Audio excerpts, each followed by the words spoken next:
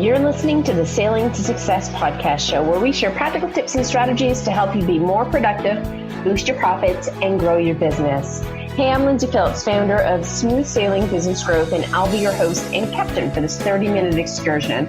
Today, we'll be learning all about creating financial independence with financial mentor Todd Tressider. You'll find out how much you need to retire, ways you can achieve it, and how to create that plan to get there. So let's get started. Hey guys, as mentioned, as entrepreneurs, we need to get ahead of the game and really work on our financial independence. I know we always talk about growing our business, but there's a whole other element of it, right, that we need to prepare for. And that's why I have Todd Tressider on. He's graduated from the University of California at Davis with a BA in economics and passion for creating successful businesses, which is what we're in the business for doing. So he's a serial entrepreneur since childhood, and he went on to build his own wealth as a hedge fund investment manager before retiring at, get this, 35. Impressive, right? He grew his net worth from less than zero at 23 to the point of financial independence just 12 years later. So he is the expert to talk to. So through his website at financialmentor.com, he teaches advanced investing and advanced retirement planning principles.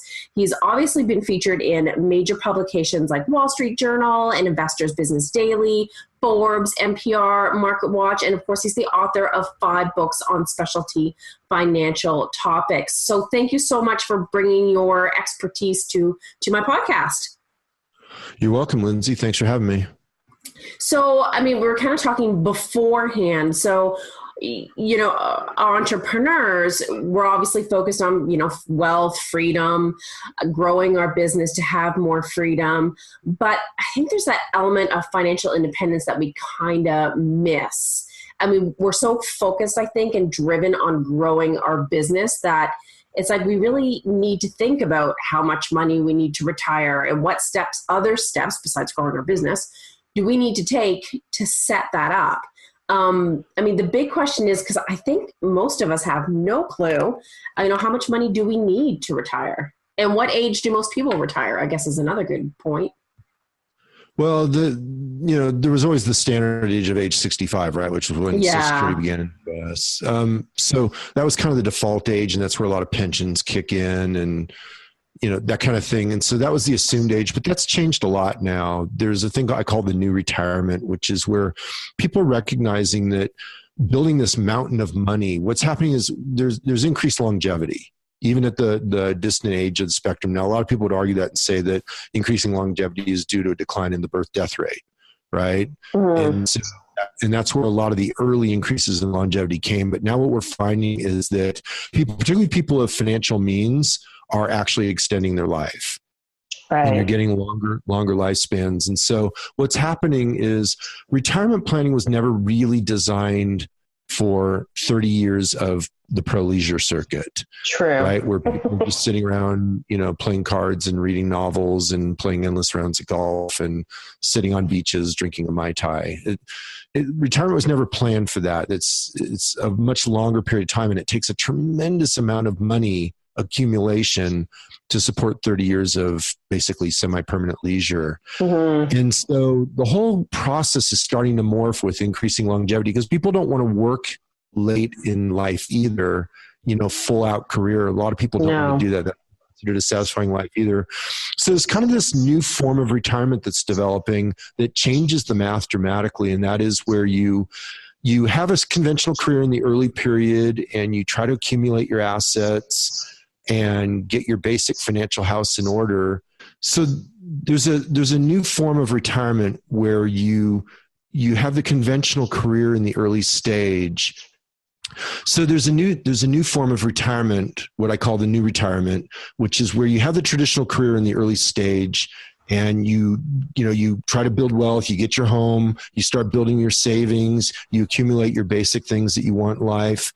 And then you enter this next phase. And the second phase is about fulfillment. It's not about career maximization. And you're trying to find some occupation where it's enough to pay the bills, but it's not focused on your earning capacity. It's focused on how fulfilling your life is. And what that does is that changes the math dramatically, because when you're not supporting extended periods of time off your assets, you need far fewer assets to achieve the goal. And then what that also does is that allows the assets to compound in the background over a period of many years to accumulate to the number you actually need to support those final years when you're not working. And so I call that the new retirement, and the math on it is completely different. It requires a much lower nest egg, and it allows you to enjoy a fulfilling life much earlier. Oh, okay. Yeah, it's funny how people have preconceived ideas that, if you have a retirement fund, you retire at 65, just everything's hunky-dory.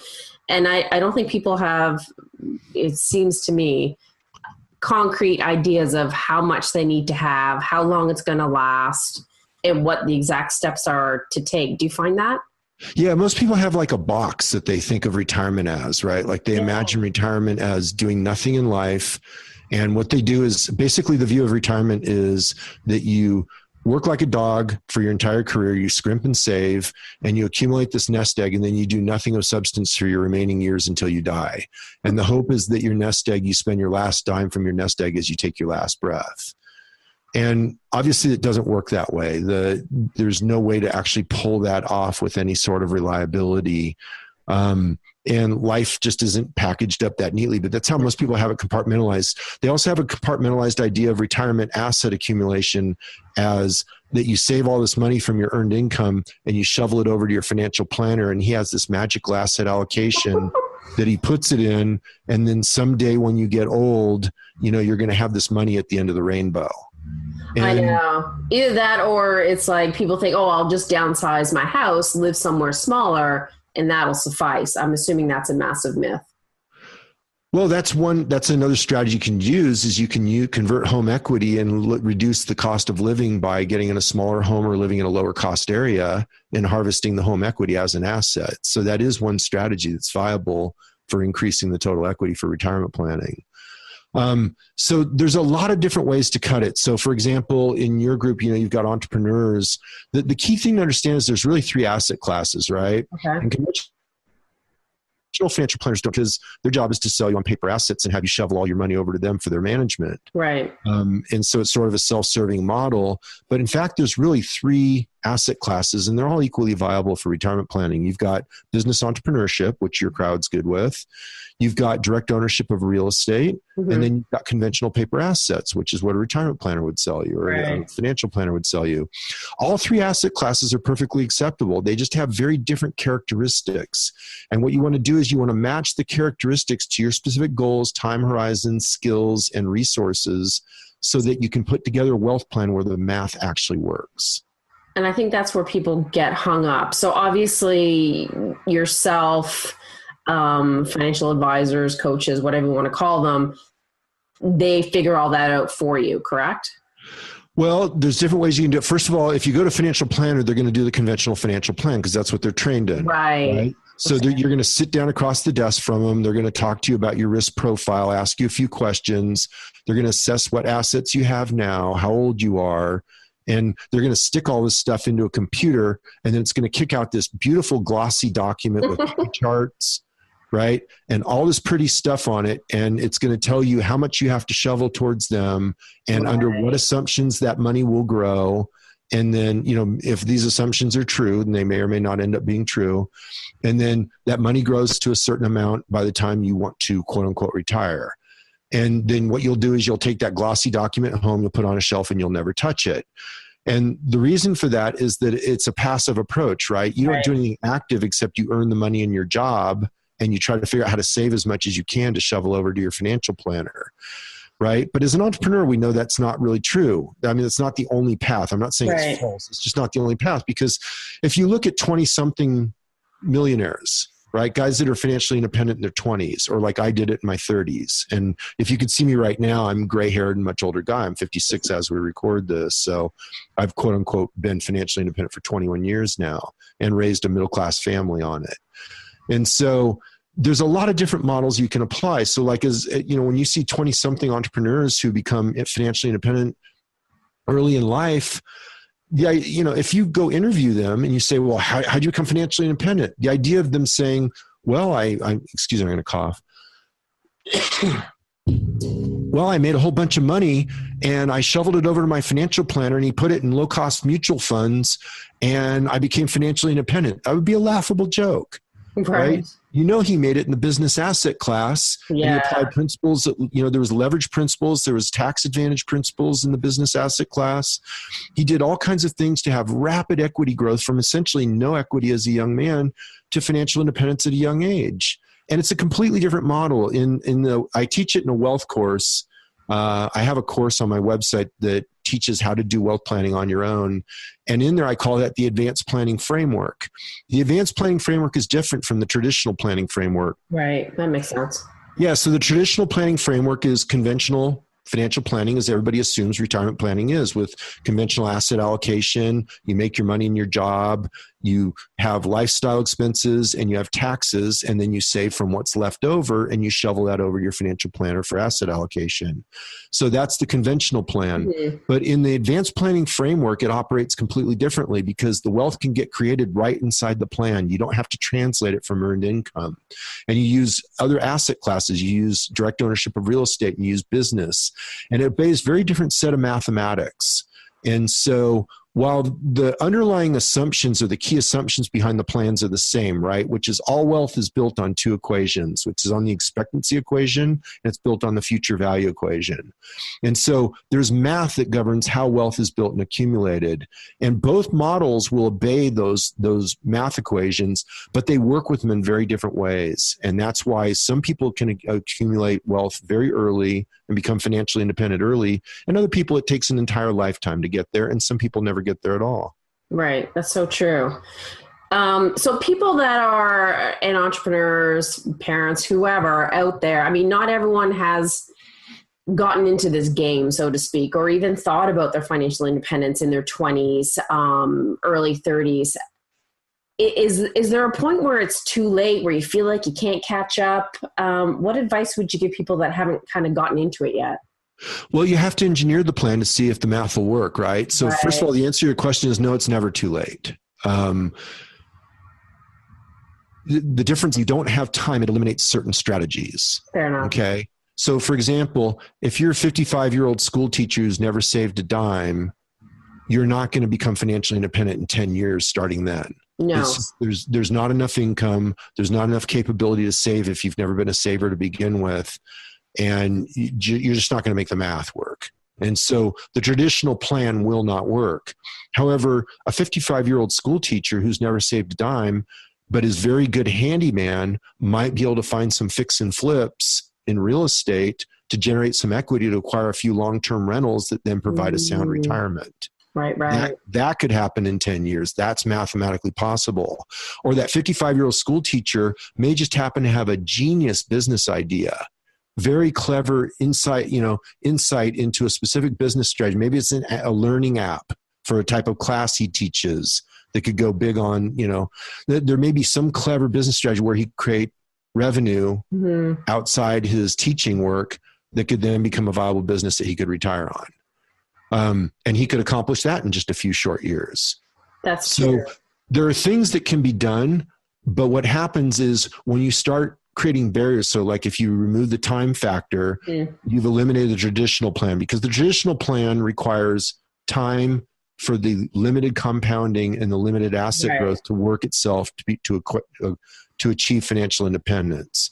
And so when you eliminate time, you eliminate plans. But it's still possible. You just have to apply the advanced planning framework to get there.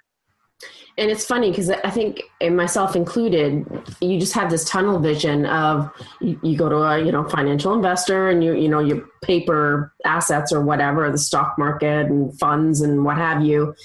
It's like that's the only option in a lot of people's heads. Oh, yeah. So to open it up and have these other avenues, I mean, that's huge. And I know a lot of people, actually have a few clients that are in the real estate investing sphere. It just feels like it's boomed as an option over the past 5 or so years. It's like crazy. Well, it's boomed with the market. It will ebb and flow with market conditions. Sure. But yeah, I mean, almost everybody actually has that assumption. That's why I said it in the interview. And yet people intuitively get that what I'm saying is true, right? They intuitively get that there's other asset classes. They can look all around them and see, there's people achieving financial independence in their 20s and 30s. And guess what? They're not doing it by buying mutual funds.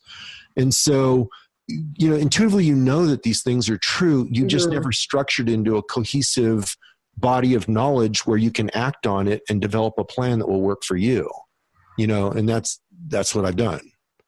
So where do people go to get the cohesive plan? I mean, if, your traditional stocks investor type, that's to me kind of the only person to go to. Whereas I feel like there's not a lot of people out there that plan the whole range. Yeah. So what I do is I teach people how to take charge of it themselves. So you're giving me a layup to pitch my course, right? I have a course called Step 3. It's how to design your wealth plan. So I have a series of courses called 7 Steps to 7 Figures. And the Step 3 course is how you design your wealth plan according to the principles we're teaching here. And so, I don't want to turn this into a pitch session, but that course is available on my site, financialmentor.com. You just look under products and you can find it. And so what I do is I teach people how to do it themselves, how to take charge of their assets themselves, because here's the reality. Everybody has a conflict of interest on your money except you. Totally. And so one of the reasons and that's me included, by the way, right? I have a course to sell, right? I have a conflict of interest and I'm overt about it, right? I have a course to sell. I have education to sell. At least I'm overt about it. Most people aren't overt about their conflicts of interest. And so, you've got to understand that, that's why a traditional financial plan doesn't include non-traditional assets, because they can't make money off of selling it, right? And people don't pay for financial plans. They're used to financial advisors giving it to them as part of the money management operation. Yeah. And so conveniently, it all gets packaged together into a way that almost blindsides people to the other possibilities. But those other possibilities are completely valid, if not more valid, as we've already discussed. And so anyway, I teach people how to do it themselves. It may sound complicated and daunting. It does. But I've been shocked at, because it took me a long time to put the course together. I shied away from it. I had done it in coaching for many years, and I really wasn't sure I could get it into a course format where people could act on it. Right. And I've been shocked, actually, is working. Like, people aren't even needing my help. They're going through the course, they're getting it, they're designing their plans, they're taking actions on them. It's all built into the course. That's awesome. I mean, I guess too, it's a matter of being accountable for your own financial independence and taking that action to inform yourself and making those steps. Some people are not that way. They're not that minded, and they just need someone to hold their hand and guide them through the process. But I mean, I think entrepreneurs nowadays, especially millennials, they want to be informed. They want to take matters into their own hands. Well, here's the reality. You can delegate authority over your finances, but you can never delegate responsibility. Oh, totally. That's a good point. And so ultimately, you have to have enough knowledge to make intelligent delegation decisions. So I'm not saying you have to manage your own money. I'm not saying you have to become a real estate investor. You have to become a business entrepreneur. You don't have to do any of those things.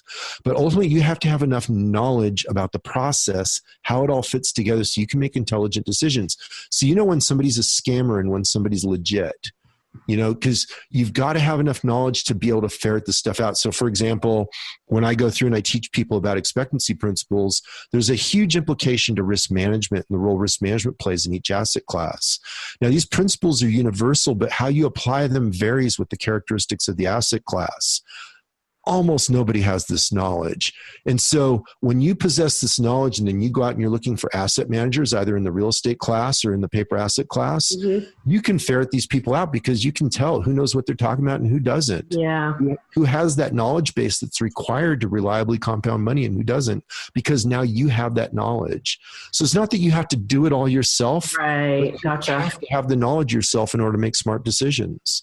And I guess understanding the math and understanding, the principles and the theories and what have you, you'll be able to understand your results and if you're on the right track and if you need to course correct and to know if whoever is doing a good job for you. And yeah, it's empowering.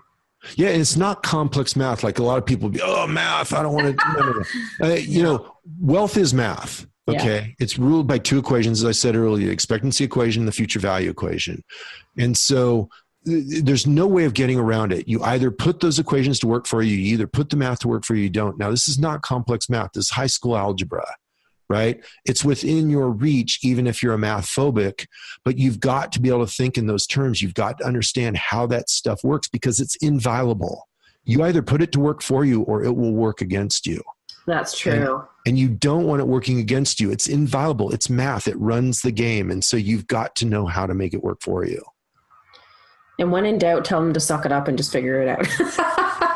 Like, well, some people are like, oh, I can't figure it out. The math. It's like, just, take half an hour or however long and dive in and figure it out. Sometimes people avoid, Yeah. Again, it's not complicated. I'm not doing fancy math, right? It's high school algebra. It's basic stuff. It's just, you got to know it. You've got to understand the thinking process behind it. It's not like we're getting into complicated equations, but the math has to work.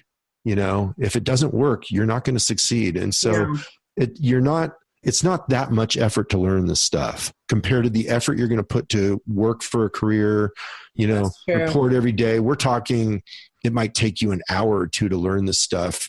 You're going to spend your lifetime working. It's just, it doesn't make any sense not to learn it. Yeah, that's a really good point. I mean, the outcome and the results are huge. So it totally makes sense. Yeah. Well, and what it does too, is it really opens your mind to other possibilities. I mean, that's hopefully what this interview is doing for people. Is if nothing else, you're looking at going, yeah, I did kind of live in that box. I did have that traditional framework stuck as the only solution. And then you open up to other possibilities and you start seeing it all around you. You start realizing, wow, this is actually the way the game works. I just never knew it.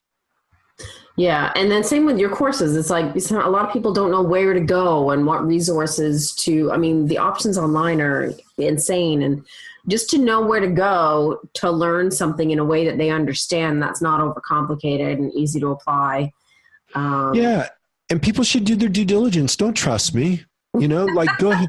No, I'm serious. Go ahead, read the material on my website and see if it resonates with you. Go ahead and listen to the podcast episodes of my own, and see if it sounds like, well, the guy actually does know what he's talking about, or this guy's full of crock, you got to go do your due diligence and decide, because there are a lot of charlatans. Check it out and do the research and figure it out. But there's also a lot of really good people, and there's a lot of people putting out really high quality knowledge that's really valuable. And it's unique because it's not stuck with the same incentives of traditional business. That's one of the beauties of the internet right now is, you and I have reach that wouldn't even have been possible in, 10, 15 years ago. Yeah. And it's through all these publishing platforms like this podcast. And so we can communicate our message, whereas before all the traditional business, there's barriers to entry. If I wasn't a financial planner, I couldn't be teaching this stuff and, educating people on their own. My business model wasn't even possible. I mean, think about it. I'm teaching people how to make money with their own money, and I'm not even trying to sell them an investment product. The only thing I'm selling is education. That model didn't even exist 15 years ago. Not in the slightest. Yeah. Education is now a viable business model because of new technology. And it doesn't have the conflicts of interest. So, but you got to go through it and just decide, is what this guy's teaching, does it seem valuable or not? So so obviously you're educating people to create their own financial independence and how to set up those plans. So how do you differ, people giving financial advice or financial coaching?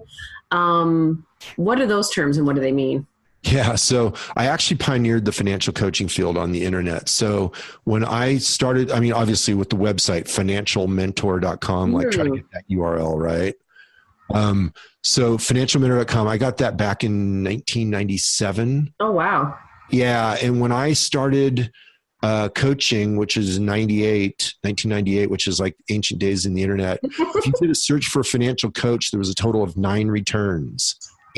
Eight of which were financial planners who were trying to position themselves as coaches, right? They were using that moniker. Yeah. I was absolutely the only person who was building a financial coaching business as an education business. Interesting. What's that? Interesting. Yes. And now there's millions of returns, right? If you search financial coach now, there's millions of returns, or money coach, any related term, investment coach, there's millions of terms, of which I'm still top ranked for those terms, not number one, but in the page one generally. And so, the difference is a financial coach in its pure form is an educator, right? Gotcha. Whereas a financial planner creates a dependent relationship. It's dependent upon the infinite wisdom of the financial planner. That's what you're paying that person for.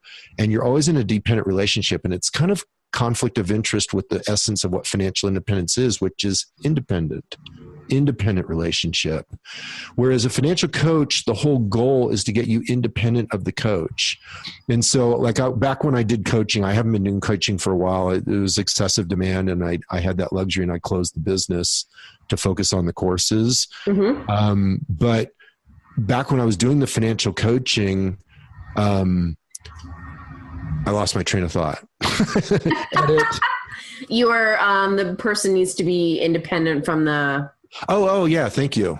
So back when I was doing the financial coaching, I would point out to my clients, the goal was actually for them to fire me. We wanted to get them to a point where they had gotten the knowledge that I had to share with them to where they were independent, and then they didn't need me anymore. That was actually a goal, was for them to fire me. Because everyone's completed their goal. You've taught them all that they need. They had the education to move forward without needing me anymore. They didn't need my input. Like what clients used to often say is they felt like they had a little Todd on their shoulders.